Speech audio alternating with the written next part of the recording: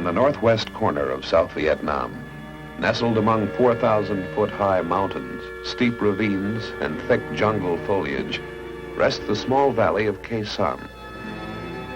At this time in history, it is calm and peaceful. But from January 21st to March 31st, 1968, it was the scene of one of the most bitterly fought and highly publicized battles of the Vietnam War.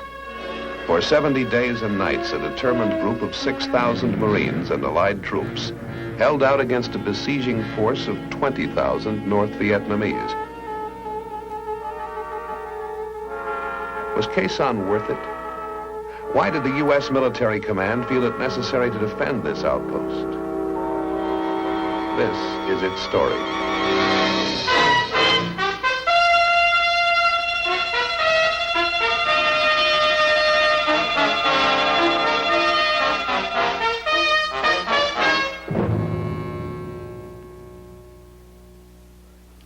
Many times I'm asked what part I think Khe Sanh will play in the history of our country. And it's almost impossible for me to evaluate it since I was so close to the situation.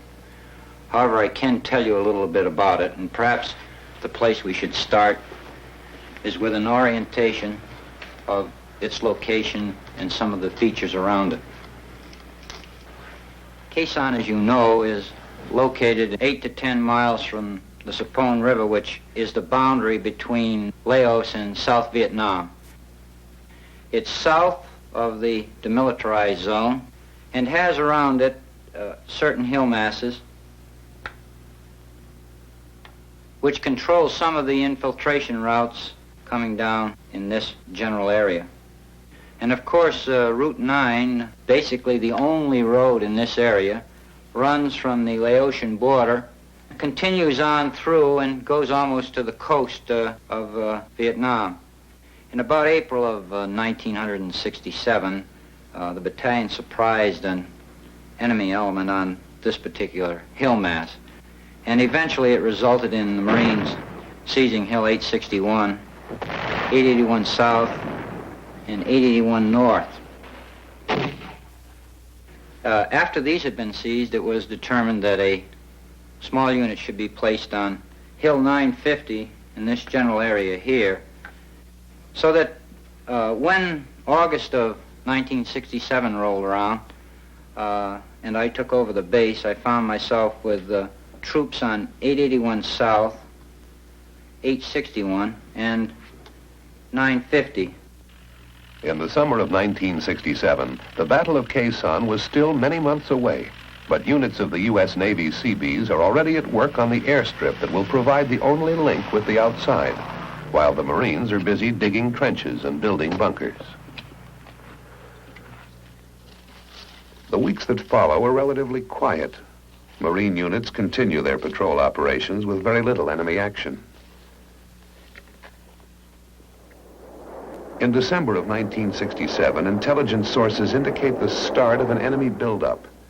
2 North Vietnamese divisions are assembling in the deep areas around the base. The communists could be preparing for a major assault. If the base is to be defended, it will have to be reinforced. The decision is made by General William C. Westmoreland, top commander of U.S. forces in Vietnam. The Marines will stay and fight.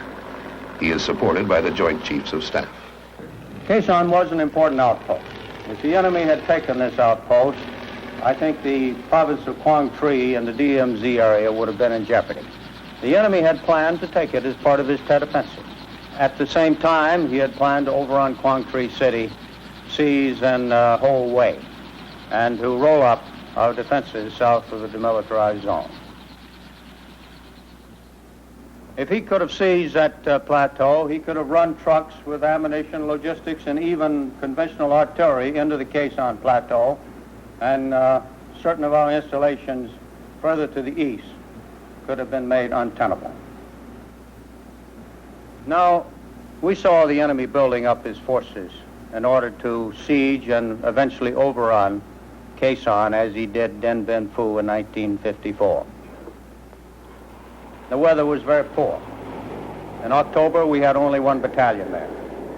In November, we increased it to 2 battalions. December, we kept 2 battalions there, but in January, we reinforced it with 2 more battalions, all Marines. We then put a Ranger battalion in there. I wanted to put into Khe Sanh enough troops that I thought could hold it against ground attack. But I didn't want to put more troops in there than we could supply by air. Khe Sanh and Dien Bien Phu. The comparison was natural. In August of 1954, French paratroops had moved into the Viet Minh stronghold, then a part of French Indochina, located in North Vietnam.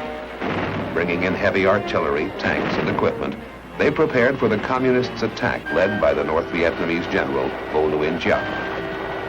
But the French found themselves outmanned and outfought. They were surrounded, cut off from their source of supplies and reinforcements by a superior artillery, crippled by a lack of air power, and crushed relentlessly in Giap's powerful nutcracker. The end was inevitable. The French were overrun, forced to capitulate. The defeat brought an end to the Indochina War. 2 months later, the armistice agreement was signed at Geneva. Vietnam was partitioned, Laos and Cambodia neutralized. French influence in Southeast Asia collapsed. The Russian communists were quick to congratulate the victors, Ho Chi Minh and his brilliant General Giap. Now, 15 years later, the same General Giap is determined to repeat his victory at Khe Sanh. By January 1968, the stage was set. Inside the 1 mile by 1/2 mile perimeter of the Marine garrison were 6,000 U.S. Marines, a battalion of South Vietnamese Rangers, and a handful of Air Force and CB support troops.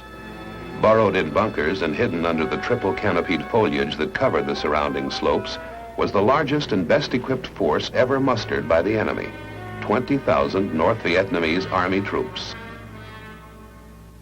On the 19th of January, there was a recon patrol which had gone out in this general area north of Hill 881 North and ran into considerable trouble, and it really developed into quite a tense situation, but eventually we were able to get them out and brought them back to Hill 881 South.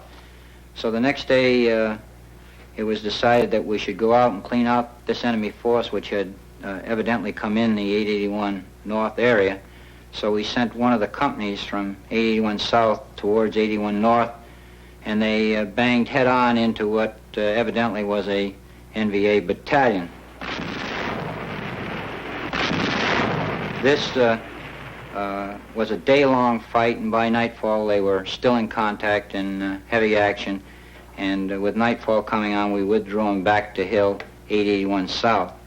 We had plans to go out the next day, but then on the morning of the 21st, about 0500 in the morning, the base received heavy mortar, rocket, and artillery fire.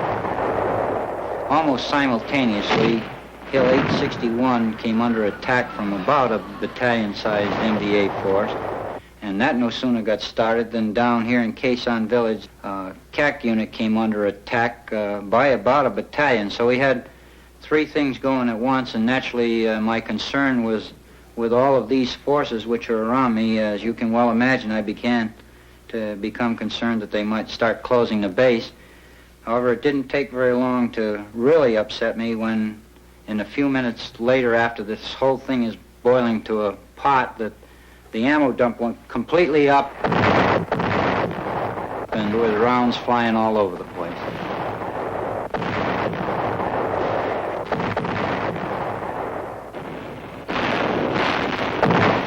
The siege is on. The North Vietnamese launch a massive artillery attack. The Americans counter with record airstrikes and artillery, and the B-52s start their aerial bombardment.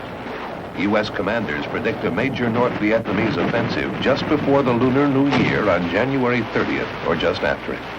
This could develop into the biggest confrontation of the war. The weather is on the side of the North Vietnamese. Communist gunners time their attacks to take advantage of the mist closing in on the airfield that hampers American planes from striking back. January 29th. American intelligence reports presence of a 4th North Vietnam regular division in the Khe Sanh area, bringing the total estimated enemy strength in the area to approximately 40,000 regular troops. Half of these appear poised for the attack on the garrison. General Westmoreland positions his reserves of about 15,000 Army troops plus a 5,000-man Marine regiment at Phu Bai, about 60 miles southwest of Khe Sanh. In early February, the enemy again tried to take the 861 complex. However, this time they made an effort on its twin sister 861A. The attack on that hill was repelled through the use of not only the supporting arms, artillery, air, but also, as with every other attack on the perimeter, by the organic infantry weapons, the 81 millimeter mortars, 3.5 rockets, M79, machine guns, and mines, and every other weapon available to an infantry battalion. February 10th. The North Vietnamese Communist Party newspaper boasts that the U.S. faces a defeat as disastrous as that suffered by the French at Dien Bien Phu. There is growing concern over the fate of the Marine garrison as the U.S. press also revives the specter of Dien Bien Phu. At stake now is more than a key military stronghold. The Communists are out to inflict heavy casualties on the American troops with a major victory so that the U.S. would enter negotiations on terms favorable to Hanoi. The Battle of Khe Sanh. This was a very traumatic experience for the American people, but I never had any real concern about Khe Sanh. I had a few restless nights, but I had full confidence that we were going to win the Battle of Khe Sanh because we had the means. The Americans have protection from big 175 millimeter guns at Camp Carroll, about 17 miles to the east, and at the rock pile about 12 miles to the northeast. Inside the garrison, the troops have a handful of tanks, anti-tank weapons, 4.2-inch mortars, and about 20 artillery pieces, including 105 and 155 millimeter howitzers. But their secret weapon is their air power. Fighter bombers of the Navy, Marines, and Air Force, capable of mounting 600 flights a day, plus the terrifying power of B-52 bombers that can drop 500 and 750-pound bombs on 50 bomber runs a day. And then there are the supply planes, giant C-130s and 123s that build a lifeline through the shrapnel-infested skies to keep the Marines supplied with food, ammunition, medical supplies, building materials, and mail from home.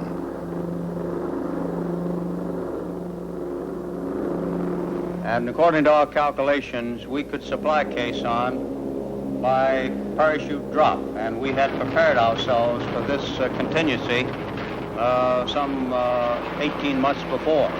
During the ensuing period, I had required the commanders to rely from time to time on aerial resupply to practice the system and get the pilots accustomed to dropping these supplies in all weather conditions. So when the time arrived, we were able to supply that garrison of some 5,000 people. We had built up an airfield that would take C-130s. And we put radar on the airfield, or GCA actually, so that we could bring in C-130s and 123s in all weather. And when it got too hot for them to land, having lost a couple of C-130s, then we started bringing them in for low-level extraction, where the supplies would be dropped or let to the ground from the air platform by parachute. The result, of course, was that we supplied them.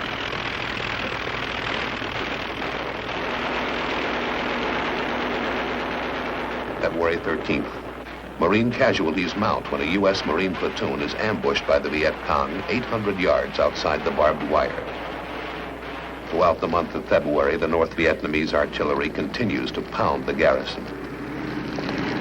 Some of their guns are apparently dug into the caves across the Laos border 10 miles away.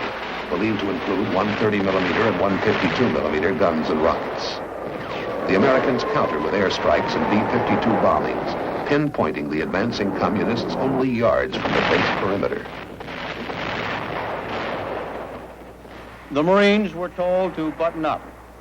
I told them to confine their patrols to close-in patrols for their own security, because I did not want them venturing too far afield where men would get killed and wounded or lost, so that we could not afford to put our firepower in the area where we knew they were located. And we started pouring it on.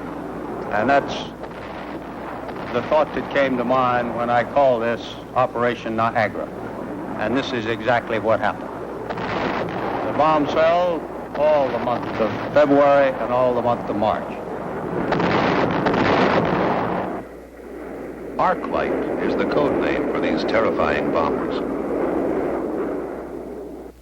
Coming in at 20,000 feet and literally destroying the target area with their 500 and 750-pound bombs. The North Vietnamese troops are forced to dig in, keep their heads down, and concentrate on avoiding being scorched by napalm or pulverized by the bombs. When bad weather comes, and at night, they bomb by radar, pinpointing their targets by means of a ground-controlled system called Sky Spot. February 22nd. Troop movements have indicated that the enemy is massing for the long-awaited attack. The defenders waded out, sandbagged bunkers and trenches, their positions surrounded by tangled coils of barbed wire studded with explosive charges and claymore mines. The incoming artillery fire, rockets, and mortars of the enemy continue to pound the garrison.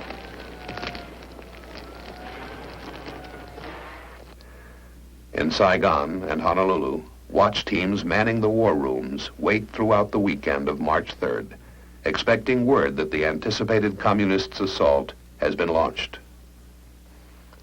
From the communists' viewpoint, the weather conditions are ideal, and American intelligence reports indicate that the all-out attack should come early Monday morning.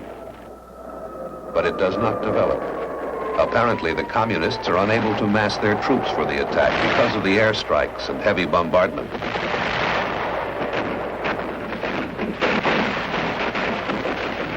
Also, the Marines still control the high ground, guarding the approaches to Khe Sanh. Hills 881, 861, 950, and 558. So far, the enemy has been unable to take any of them. March 13th.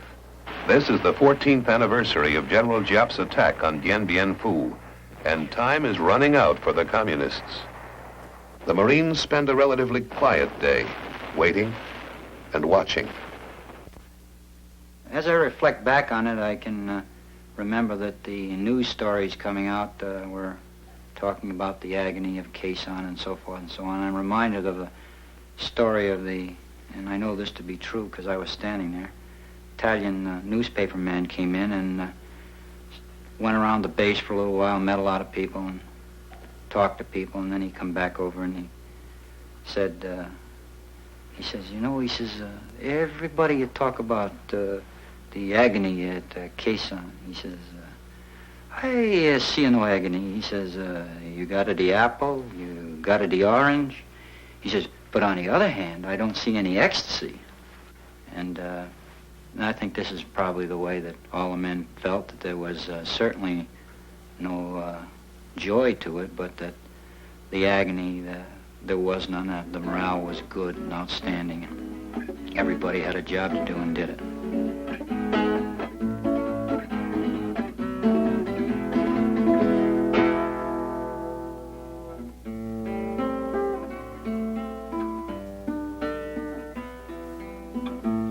Because of the resupply, we never ran out of sea rations.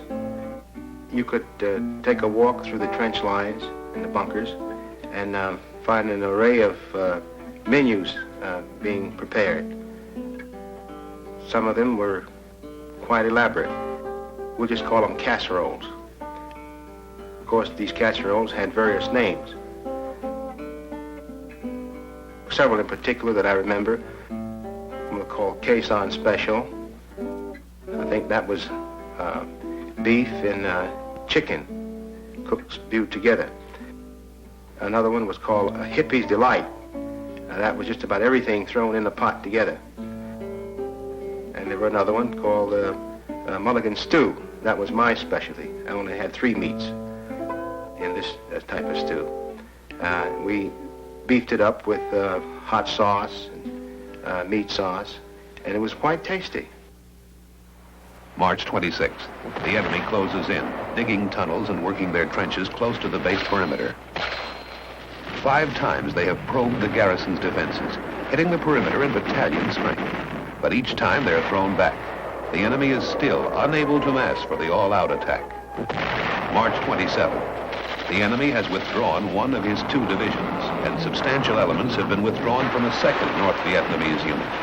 Now the heavy U.S. bombing and airstrikes only heighten the desire of the remaining North Vietnamese troops to get out as the monsoon lifts and the weather clears. The Marines move out of their trenches and bunkers to seek and engage the enemy on the ground. And on the 1st of April, the weather broke, and we were able to exercise our contingency plans by moving the 1st Cavalry Division, reinforced by a regiment of Marines, up Highway 9 to make a ground link-up, and the Marine engineers opened Highway 9, and we've been rolling trucks over it ever since. These are the relief troops of Operation Pegasus, 30,000 men strong. A joint force composed of the 1st Air Cavalry Division of the U.S. Army and South Vietnamese troops. Sweeping down from the narrow highway from the north, they see little of the 2 North Vietnamese divisions that had surrounded the base. The enemy has left, silently pulled out and given up the battle, leaving in his wake a scarred and churned up landscape, blown up and destroyed bridges that must be rebuilt before the convoy can proceed, and hidden mines that must be found and exploded. Fleets of helicopters lift men and artillery into the hills surrounding the base.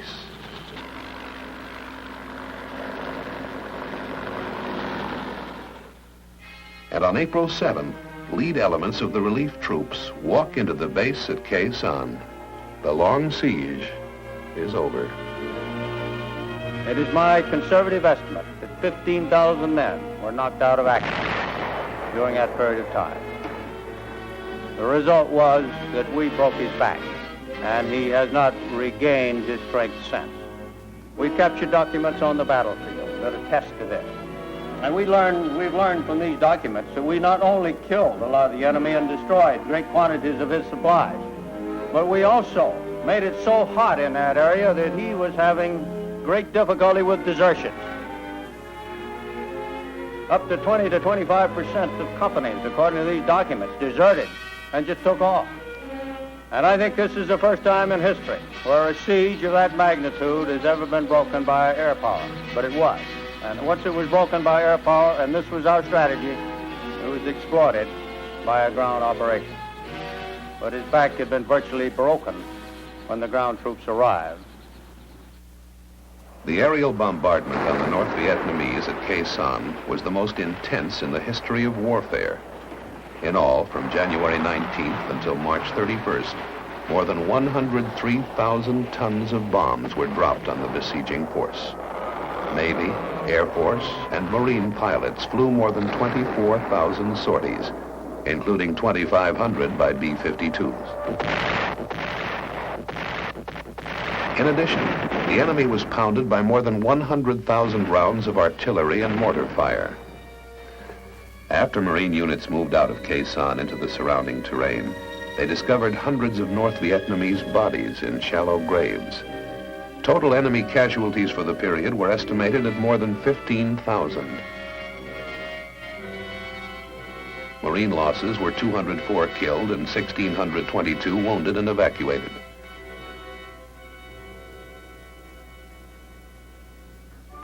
On May 23rd at the Air Force Base in Utapao, Thailand, General Westmoreland paid tribute to the B-52 crews who had supported the aerial bombardment throughout the siege.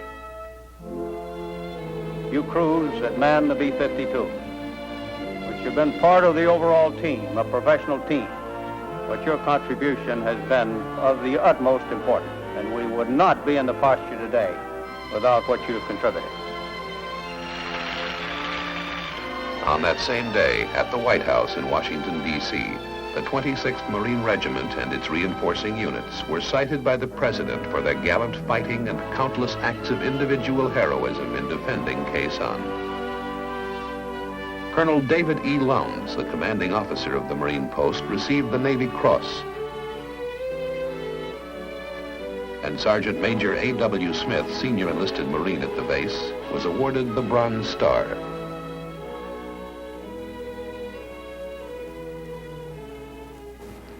Some have asked what the gallantry of these Marines and airmen accomplished. Why did we choose to pay the price to defend those dreary hills? The fortress at Khe Sanh straddled critical supply and infiltration routes that the North Vietnamese were using.